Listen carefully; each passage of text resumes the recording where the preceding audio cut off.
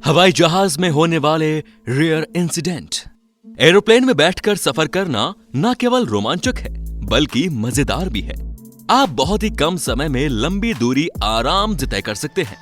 इसके साथ ही सच ये भी है कि एरोप्लेन में किसी भी पल कुछ भी हो सकता है। आपका रोमांचक सफर आपको मौत के करीब ले जा सकता है, मौत से मिलवा भी सकता है और मिलवा कर वापस भी ला सकता है। कुल मिलाकर एरोप्लेन की फ्लाइट में जो भी होता है वो जबरदस्त होता है। अमेरिका के राइट ब्रदर्स ने 1903 में जब हवाई जहाज का आविष्कार किया तब उन्हें ये अंदाजा नहीं होगा कि उनका ये आविष्कार एक दिन पूरी दुनिया को एक छोटे से विलेज में चेंज कर देगा। वीडियो में आखिर तक बने रहिएगा दोस्तों, क्योंकि आज हम एरोप्लेन में होने वाले कुछ ऐसे इंसिडेंट की इंफॉर्मेशन लेकर आए हैं जिन्हें देखकर आप हैरान रह जाएंगे। तो आइए चलते हैं एरोप्लेन हादसों के सुरक्षित सफर पर।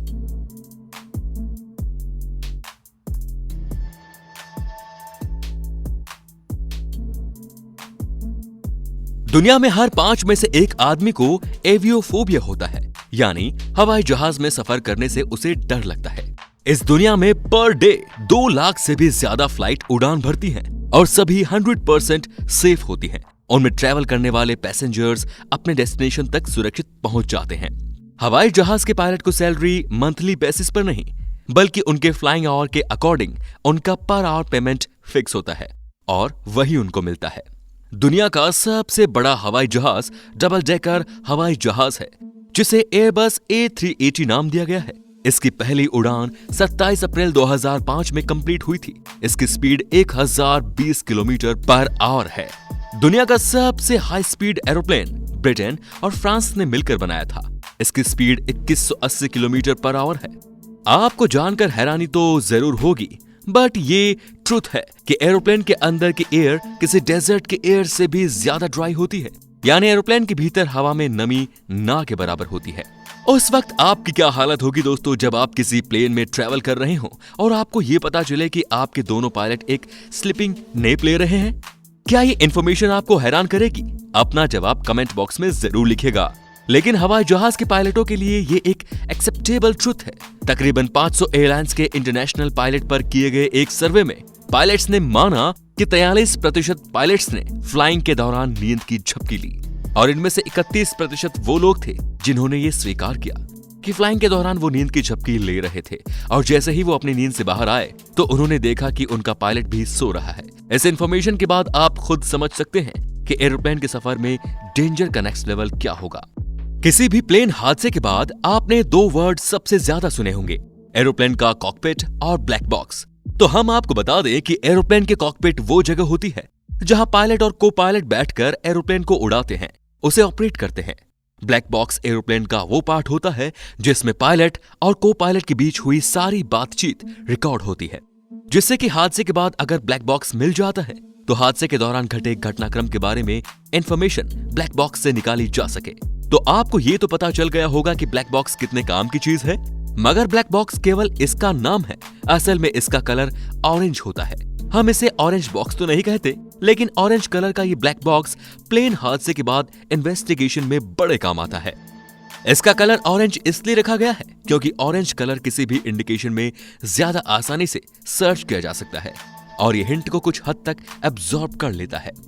एरोप्लेन में अगर किसी की डेथ हो जाए तो उसे खाली सीट पर बैठाकर कवर कर दिया जाता है। उसकी बॉडी को अलग से कहीं रखने की कोई अरेंजमेंट एरोप्लेन में नहीं रहता, लेकिन उसका चेहरा खुला रखा जाता है। प्लेन हादसों में यह घटना Guinness book of world records में दर्ज है क्योंकि ये अपने आप में एक अनहोनी है। युगोस्लाविया की एयर होस्टेस देसना बलबल्की ने इमरजेंसी की कंडीशन में 10,160 मीटर की ऊंचाई से बिना पैराशूट के एक ट्रॉली और कैबिन क्रू मेंबर की लाश के साथ छलांग लगाई। वो समुद्र में गिरी और लकीली उसकी जान बच गई। ये एक ऐसा वर्ल्ड रिकॉर्ड है जो आज तक नहीं टूटा। अगर आप सोचते हैं कि एरोप्लेन का माइलेज कितना होता है तो हम आपको बता दें कि एक एरोप्लेन को माइलेज के पॉइंट ऑफ व्यू से देखें तो कार से भी सस्ता होता है। क्या कहा आपने? कैसे? तो आइए कैलकुलेट कर लेते हैं। एक बोइंग 747 एक सेकंड में 1 गैलन फ्यूल कंज्यूम करता है और 0.2 मील तक उड़ान भरता है, यानी कि 5 सेकंड में 5 गैलन फ्यूल कंज्यूम करके 1 मील की डिस्टेंस कवर करता है। दूसरी तरफ एक कार 1 गैलन फ्यूल में 25 मील का डिस्टेंस कवर करती है। अगर आप सोच रहे हैं कि हम गलत हैं, तो आपको बता दें कि पिक्चर अभी बाकी है मेरे दोस्त। दरअसल एक कार केवल 4 से 5 लोगों को लेकर ट्रैवल करती है, बल्कि एक बोइंग 747 एक बार में 500 पैसेंजर्स को लेकर ट्रैवल करता है। तो जनाब, अब आपकी कैलकुलेशन क्या कहती है? माइलेज के अकॉर्डिंग कार सस्ती है या फिर एरोप्लेन? आइए और कमेंट बॉक्स में लिखकर बताइए। भारत का सबसे पुराना हवाई अड्डा 1928 में स्थापित किया गया था। मुंबई के जुहू में स्थित ये एरोड्रम आज भी मौजूद है। एरोप्लेन में यात्रियों द्वारा टॉयलेट का यूज किया जाता है। ऐसी ह्यूमन वेस्टेज का क्या होता है? वहां का वेस्ट कहां कलेक्ट होता है या फिर सीधा जमीन में फेंक दिया जाता है? तो आइए आपको बताते हैं कि एरोप्लेन में एक 200 गैलन का टैंक होता है। इसी में सारा वेस्टेज इकट्ठा भी होता है, फिर एयरपोर्ट पर इसे खाली भी कर दिया जाता है। साल 1985 में एक बहुत ही अजीब घटना घटी। नॉर्वे का एक क्रिमिनल केवल एक पिस्टल के बल पर पूरी की पूरी फ्लाइट को हाईजैक करने में कामयाब हो गया। और जानते हैं इस हाईजैकिंग के बदले में उसने डिमांड क्या की? केवल एक बियर। उसे बियर तो मिल गई, मगर अगले स्टॉपेज पर वो अरेस्ट भी हो गया। एरोप्लेन में मिलने वाली पानी की बोतलों में सबसे ज्यादा बैक्टीरिया पाए जाते हैं। लंबी दूरी की फ्लाइट में इस तरह का खतरा सबसे ज्यादा होता है। तो आगे से अगर आप फ्लाइट में वाटर बोतल को यूज कर रहे हैं तो जरा अलर्ट हो जाइए। अब बात करते हैं कि हवाई जहाज का रंग सफेद ही क्यों होता है। सनलाइट के 2 इंपॉर्टेंट फैक्टर होते हैं, पहला हीट और दूसरा लाइट। व्हाइट कलर लाइट के साथ साथ हीट को भी रिफ्लेक्ट कर देता है। इसकी वजह से हवाई जहाज में ठंडक बनी रहती है और वो ज्यादा गर्म नहीं हो पाता। यही वजह है कि प्लेन का रंग सफेद होता है। हवाई जहाज जब जमीन पर लैंड करता है तो उसकी स्पीड बहुत अधिक होती है। इतनी ही स्पीड पर उसके टायर भी जमीन से टकराते हैं। इस जर्क को सहन करने के लिए हवाई जहाज के टायरों में 200 psi की हवा भरी जाती है, जो 273 किलोमीटर की रफ्तार से लैंड करने वाले हवाई जहाज के जर्क को भी सहन कर सकती है। अगर इमरजेंसी में हवाई जहाज को केवल एक ही इंजन पर फ्लाइंग करनी पड़े तो ये कैपेसिटी हवाई जहाज की ETOPS कहलाती है, यानी एक्सटेंडेड ट्विन ऑपरेशन। इसी स्टैंडर्ड के आधार पर यह फिक्स होता है कि एक हवाई जहाज केवल एक इंजन पर कितनी देर तक फ्लाई कर सकता है। आज के एविएशन टेक्नोलॉजी में नॉर्मली एक हवाई जहाज 4 से 5 घंटे तक एक इंजन के सहारे उड़ान भर सकता है। बोइंग 787 पूरे 330 मिनट तक एक इंजन के सहारे उड़ सकता है, यानी इसका ETOPS टाइम 330 मिनट का है।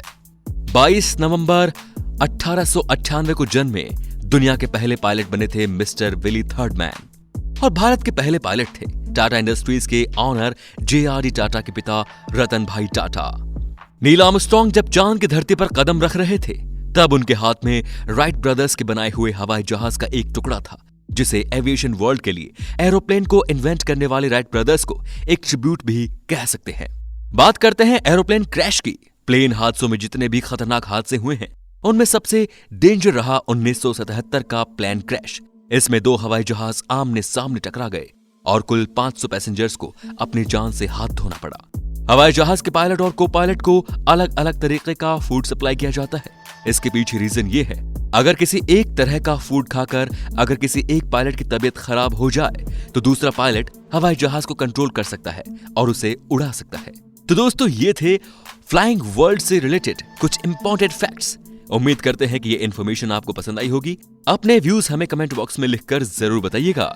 जल्द ही मिलते हैं आपसे नए वीडियो में। जय हिंद, जय भारत, वंदे मातरम।